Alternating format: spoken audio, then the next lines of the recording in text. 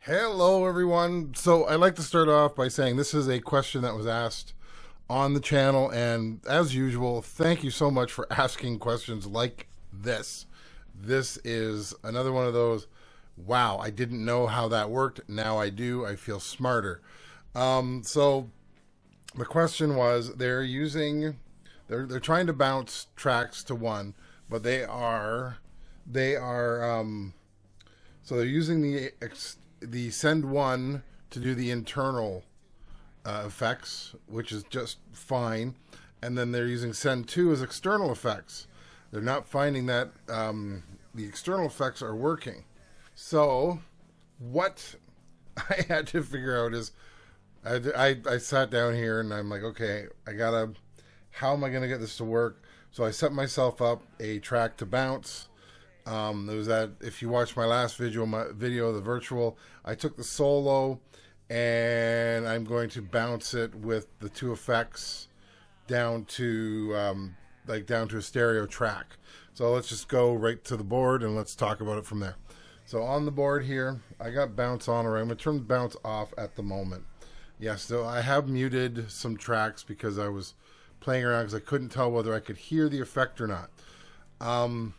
So what I am doing, as I said, so if I go flip this over, you can see I got one thing coming out of effects send. Where is it? There it is, just below the USB. Let's pull the USB out so you can see a little better. So one thing coming out of send 2. That means I'm not using effects 1 for sending. I'm using my Joyo analog delay. That's the settings I'm using on it. And I'm taking the solo, which is that little part between there. I got auto punch on. I'm going to turn auto punch off as well for now. So now how to get this to work. So first off, as we know, because we've done this before, if you use the internal effects, so here I got reverb, and then you run it, you're using the internal effects through the send one option on your board, which is in mixer. So let's go to mixer. So send one, as you can see, I have it going all the way, and it's so it's sending 127, so it's sending full tilt into a send one and send two because it's going into the analog delay, but that's the other story.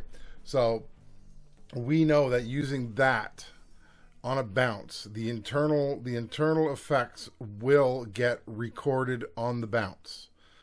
The question was, why can't it, he couldn't hear the external effects. So played around with it a bit, first of all. So this is really cool. So first off, yes, I'm using send 1, or send 2 is the analog delay.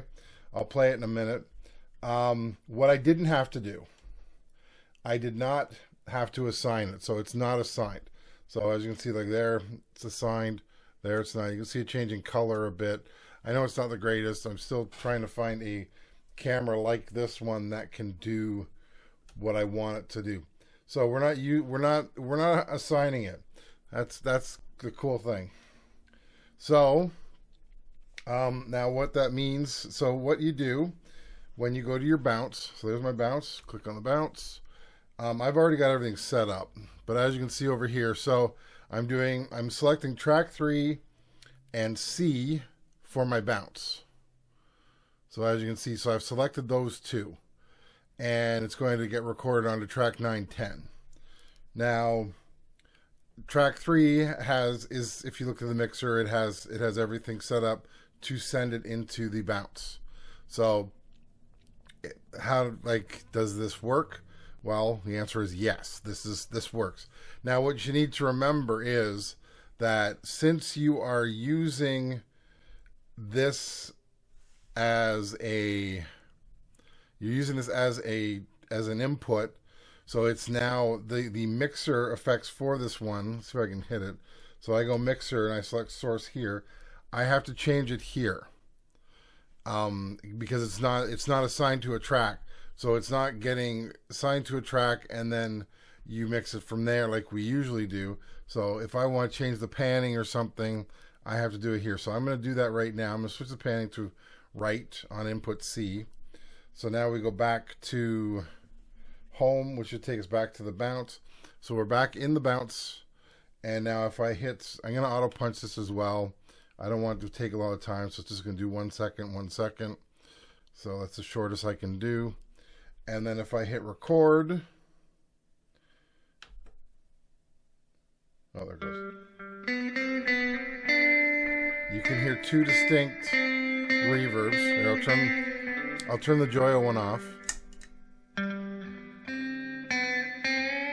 So that's the internal. And there's the reverb. And so it works. It works. And it, excuse me. If you had it in stereo, it should have only come out your right speaker. That's something else that if you're just listening on your phone, sorry, you can't tell the difference. But yes, it did just come out of the right speaker.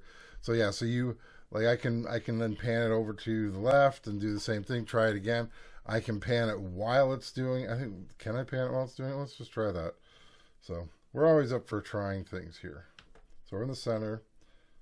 Oh no, that's right. Can't change anything when it's bouncing. But now you can hear the reverb is just in the delay is just in the middle.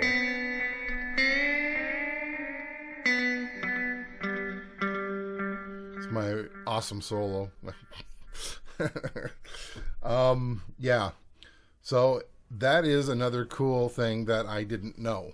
I assumed, and I fully take responsibility for that. I assumed that it was as soon as you put it in the stereo. So as soon as you assign it, whoops, let me just take off bounce because can't assign when you're in bounce. So I thought that once you assign it to the stereo bus, you're good. No, you have to actually assign it into the bounce to get it to do that. So that's absolutely amazing. So I'm glad somebody asked the question. Glad somebody tried it before me and said, "Hey, how does this work?" And then I have to go and look for it because I love finding these things out. I love problem solving. Probably why I'm a software developer. And so that's my video today. I hope this helps you out. Yeah, I've done videos on bouncing, so you can go back and look. I've done tons of videos on bouncing. This is now something new again.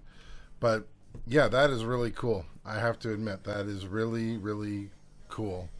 And thank you so much. Once again, thanks for watching. Love you guys, and I will talk to you later. Bye.